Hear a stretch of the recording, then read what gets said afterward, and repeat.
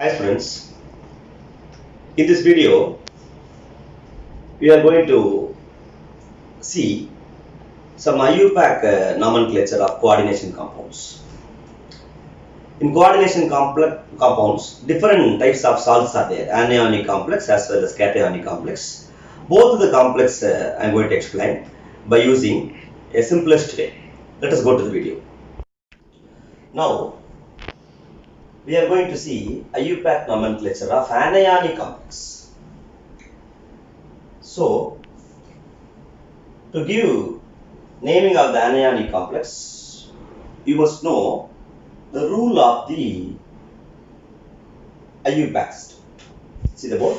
Actually, students, I simplified the rules. See the board?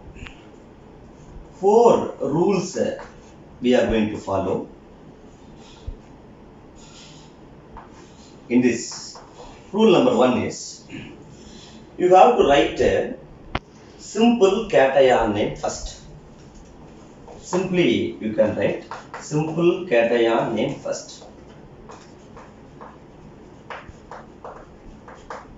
After giving simple cation name, in the rule 2, step 2, you have to write a number and the name of the ligand.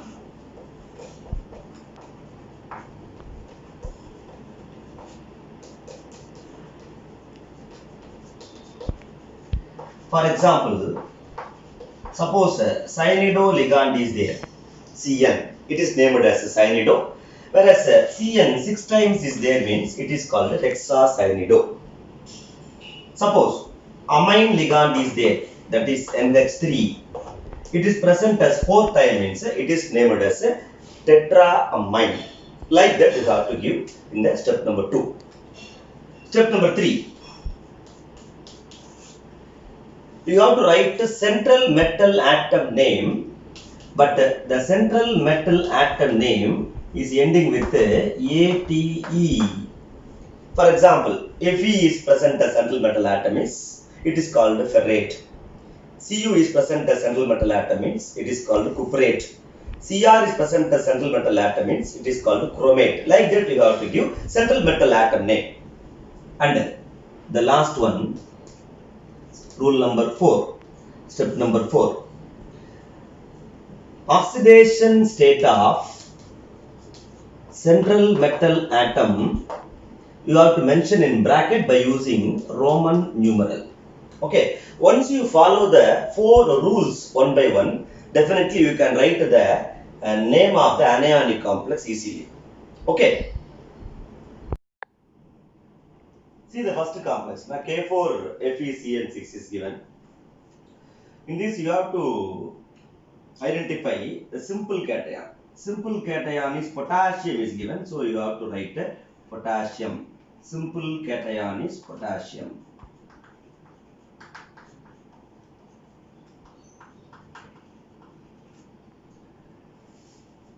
Rule number 2. Number and the name of the ligand. So this is nothing but the ligand. Cn is present. It is named as a cyanido. How many cyanido ligands are there?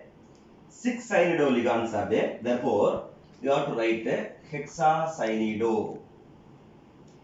So in case of cyanido ligand, students, you have to write a kappa term. Why is that? Cyanido ligand is a ambidentate ligand. So in case of ambidentate ligand, you have to write the term called kappa, Kappa. So the symbol of kappa is K. So after cyanido, you have to put hyphen, then write kappa. After kappa, which element is directly bonding with central metal atom? You see in the complex. In cyanide, carbon atom is directly bonded. So after kappa, you have to write the bonded atom, that is C. Then rule number 3, central metal atom name is ending with ATE. Fe is present, therefore you have to write ferrate. Then calculate oxidation state. Oxidation state of Fe in the complex is 2. That 2 you have to use by using Roman numeral. So name of the complex is potassium leave a small gap because after potassium square bracket starts. Okay, so potassium hexacyanido hyphen kappa C ferrate 2. So this is the first complex IUPAC name. Okay. Now see the second complex. K2FeCN thrice Cl2 NH3. You see the difference between the two complexes, man. The second complex, three different ligands are there. Okay. But anyway, you have to follow the same rule only. First of all, you have to mention the simple cation name, that is nothing but potassium.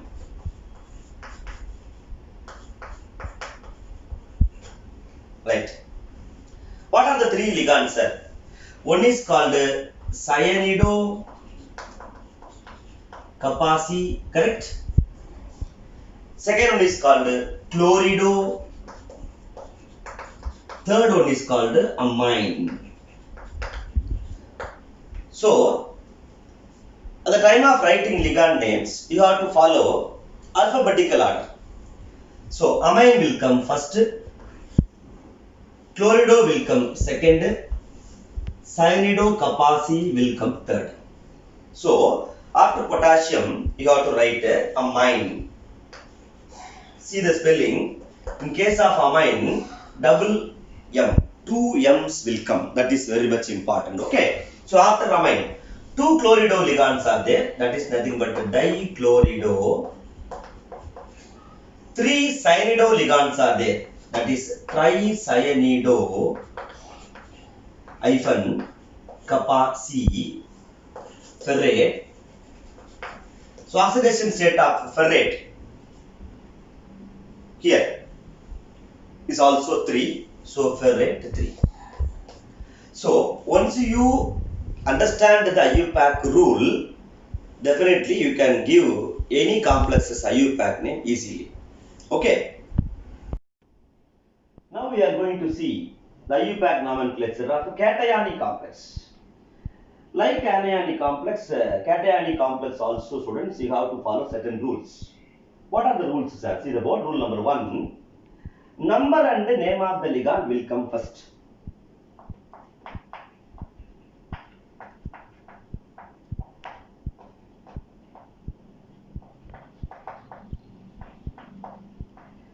After giving number and name of the ligand, you have to write a central metal atom name as it is.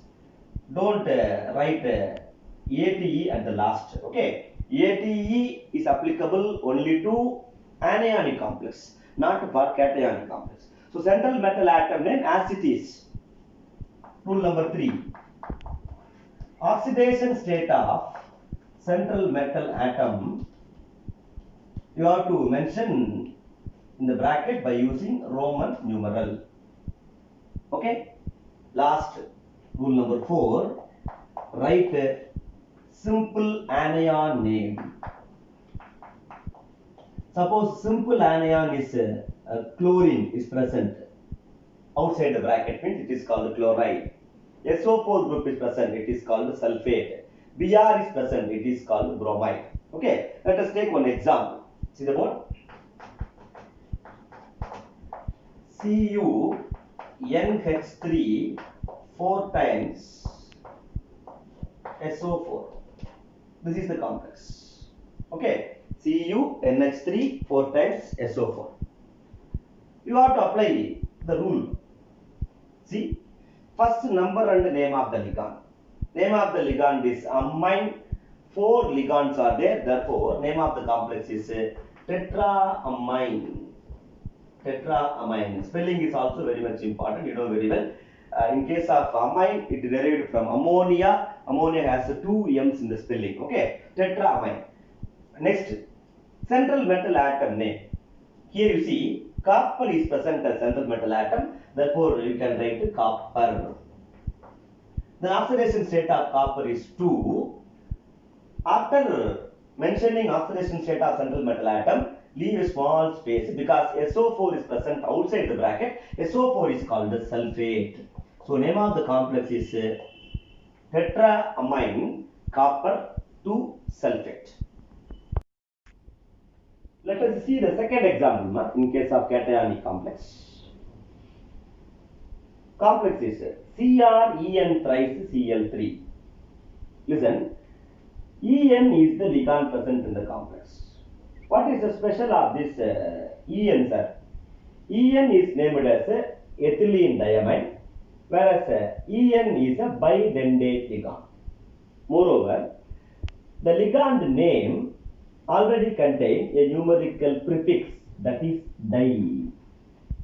So in case of these ligands, you cannot give diethylene diamine, triethylene diamine, tetraethylene diamine. It is not possible. So you have to write suppose 2 ethylene diamine ligands are there. It is named as bis. 3 ethylene diamine ligand is there. It is named as tris.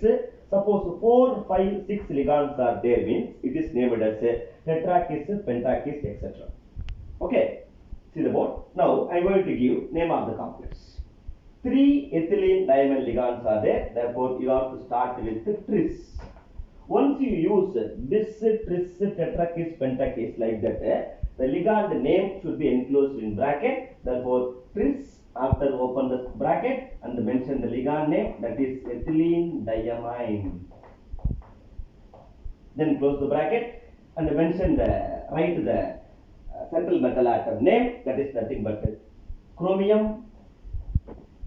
Oxidation state of chromium, here it is chloride. Leave a small space because Cl3 present outside the bracket. Cl3 is called chloride. So name of the complex is tris ethylene diamine chromium 3 chloride. So in this way you have to practice the other complexes also. Okay students. Thank you students. Thank you for listening.